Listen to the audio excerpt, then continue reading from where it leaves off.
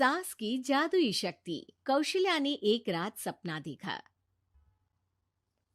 कौशल्या राजपूत, तुमने किए हैं जीवन में अच्छे अच्छे कर्म, इसलिए अब से जब तुम चाहो गायब हो सकती हो, जिसके लिए तुमको सिर्फ चुटकी बजानी होगी और चुटकी बजाते ही तुम गायब।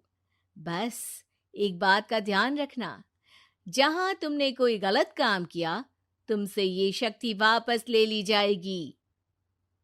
कौशल्या की नींद टूट जाती है।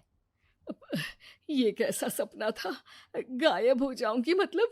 हे भगवान, कंबल ओढ़ के सो जाती हूँ, सपना कंबल के अंदर नहीं घुस पाएगा। कौशल्या डर के मारे कंबल ओढ़ के सो जाती है। सुबह कौशल्या मंदिर जाने लगती है।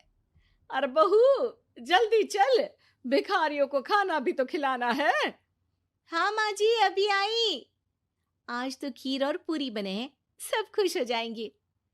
दोनों सास बहू कार से खाने का सामान लेकर मंदिर पहुंचते हैं और भगवान की आराधना के बाद मंदिर के बाहर बैठे भिखारियों को खाना खिलाने लगते हैं। दीदी, आप हर हफ्ते आते हो, इतना सारा करते हो हम लोगों के लिए। मैं आपके लिए रोज अलग से दुआ मांगता हूँ। ये तो फर्ज है हमारा। दीदी, थोड़ी पैसों की मदद हो जाती तो अच्छा होता।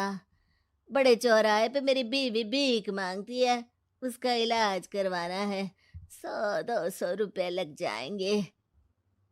कौशल्या उसी वक्त भिखारी को 500 का नोट दे देती है और दोनों सास बहू वहां से लौटने लगती हैं।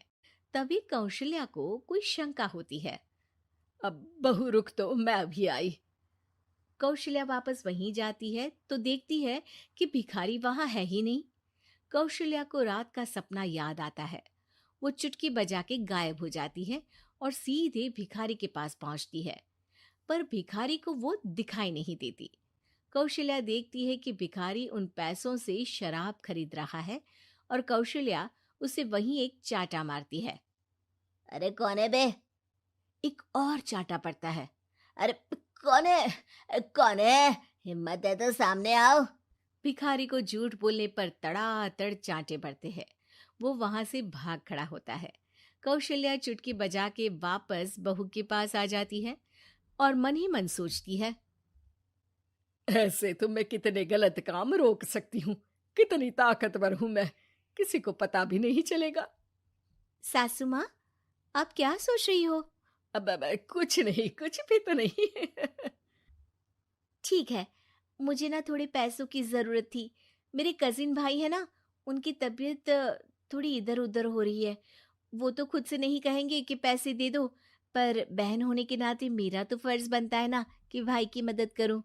अरे हाँ हाँ, ले जाना पैसे। पैसे इसीलिए तो कमाते हैं कि जरूरत में काम आ सके। घर पहुंच के कौशल्या अपनी बहू को 10,000 रुपए दे देती है। कब जाएगी तुम मायके? कल शाम की ट्रेन है। दोनों काम में लग जाती हैं। तभी काम वाली दीदी वहां आती है। आज ना मैं आप लोगों के लिए पनीर बनाऊंगी। ठीक है, मंगवा लेती हूँ पनीर। पड़ोस की दुकान वाला पनीर दे जाता है और काम वाली बाई पनीर से रेसिपी बनाने लगती है। आज अपनी सुपर पावर काम वाली बाई पे ट्राई करती हूँ, देखूं तो सही किचन में करती क्या है ये। सास चुटकी बजा के गायब हो जाती है और किचन में पहुंचती है। बाई को खबर भी नहीं है कि कौशल्या भी किचन में ही है। आज तो मैं भी पनीर की सब्जी बनाऊंगी रात को अपने घर, और थोड़ा सा घी भी रख लेती हूँ। वैसे भी कौशल्या बुढ़िया खा खा के मोटी हो गई है। कौशल्या बाई की चोरी पकड़ लेती है और गुस्से में बाई की चोटी ऊपर उठा देती है। बाई को समझ भी नहीं आता कि उसकी चोटी खड़ी कैसे होगी। वो डर के मारे चीख पड़ती है। बहू भागते हुए किचन में आती है। अरे क्या हुआ? ये तुम्हारी चोटी खड़ी कैसे है? करंट लग गया है क्या? पता नहीं, शायद किचन में ना भूत है।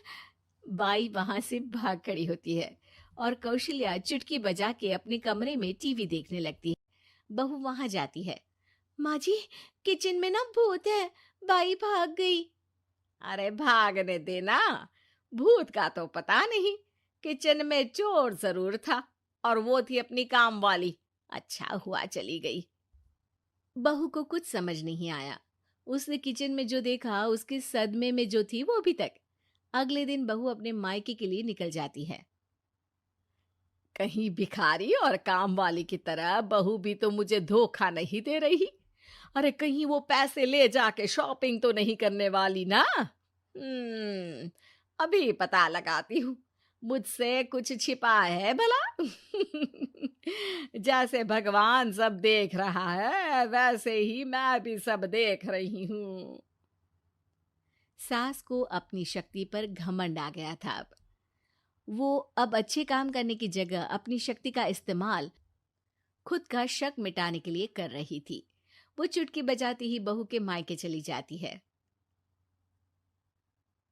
भैया, आपने बताया क्यों नहीं कि इतनी तबीयत खराब है? अरे तेरी सास बूढ़ी हो गई है, इतना भला काम करती है, उनकी मदद कौन करता है? यहाँ तो और भी लोग हैं ना। भैया, मेरे पास कुछ पैसे हैं, आप दूसरे डॉक्टर को दिखा दीजिए ना। अरे मुझे लगता है कि मेरा टाइम आ गया है, मुझे जाना होगा। कमरे में भाई की आत्मा को लेने यमदूत आ चुके थे। कौशल्या भले ही किसी को नहीं दिख रही थी, पर यमदूत ने उसे देख लिया। यही आत्मा है शायद, परछाई दिख रही है, पहले ही तैयार खड़ी है। अरे आप कौन हो? यमराज का नाम सुना है? हैं? आप यमराज हो क्या? नहीं, हम उनके यहाँ जॉब करते हैं, आत्मा उठा के ले जाते हैं डिलीवरी वाले। चलो अब तुम्हारा टाइम पूरा हो गया। अरे आप शायद ना वो बिस्तर पर पड़े आदमी की आत्मा को लेने आए हो। मैं तो बस यहाँ देखने आई थी कि मेरी बहू कहीं मुझसे पैसे लेकर शॉपिंग करने तो नहीं चली गई ना। मतलब तुम्हारे पास शक्ति है गायब होने वाली? हाँ। तुम ऐसे तुच्छ काम में उपयोग कर रही हो ऐसी दिव्य शक्ति का। अब तो तुमको ही लेके जाऊंगा।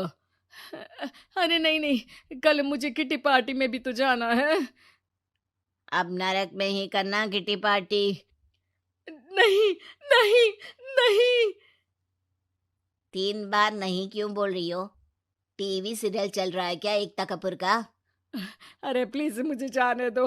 आप तो उस बीमार आदमी की आत्मा को लेने आए थे ना। गलत डिलीवरी करोगे तो यमराज डांटेगा ना। बात तो सही कर रही हो, पर हमको उस पे दया आ गई। अभी उसकी उम्र ही क्या है, पर कुछ तो लेके जाना पड़ेगा ना।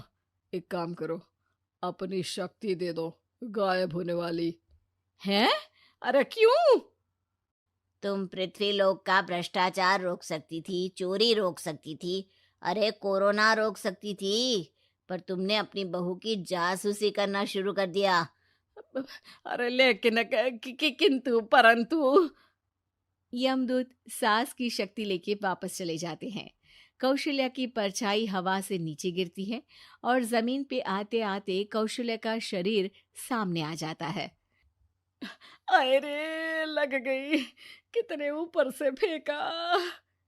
माँ जी, आप यहाँ ऊपर से कैसे गिरी? अरे समधन जी, आप अचानक कमरे में। सब घबरा जाते हैं। सास बहू को सारी बात बता देती है। ये लो आपके 10,000 रुपये। आपको मुझ पे इतना भी भरोसा नहीं है? अरे बहन, मुझे दर्द नहीं हो रहा है, अब अचानक से सब अच्छा होने लगा है। अरे तो फिर बिस्तर से उठ जाओ और मुझे लेटने दो। गिरी हूं ऊपर से तो पूरा बदन दुख रहा है। भाई को तो यमदूत ठीक करके जाते हैं, पर कौशल्या देवी दर्द के मारे बिस्तर पर आ जाती हैं।